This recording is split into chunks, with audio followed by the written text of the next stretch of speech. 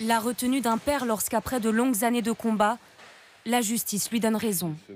Ce soir, l'État est condamné pour faute lourde dans l'enquête sur la disparition de sa fille Estelle Mouzin. Il se dit satisfait, lui qui n'a cessé de dénoncer les manquements de l'enquête.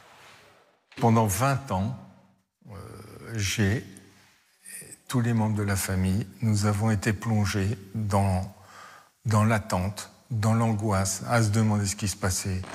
En janvier 2003, la fillette disparaît sur le chemin de l'école à Guermantes, en Seine-et-Marne. Elle a 9 ans.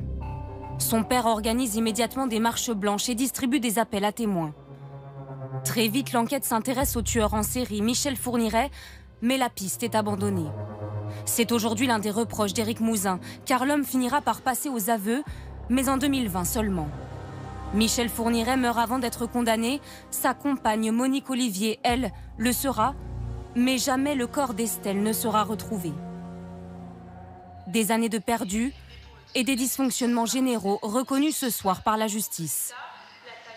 Manque de moyens humains, absence de procès-verbaux réguliers et la succession de 10 magistrats au cours de l'instruction.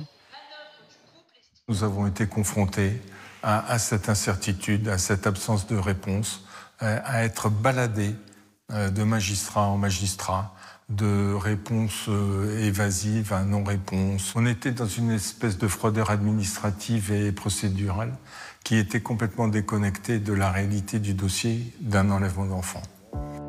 L'État versera à Éric Mouzin 50 000 € pour le préjudice moral qu'il a subi. La décision est pour lui symbolique. Elle donne l'espoir que la justice ne reproduira pas les mêmes erreurs dans d'autres affaires d'enfants disparus.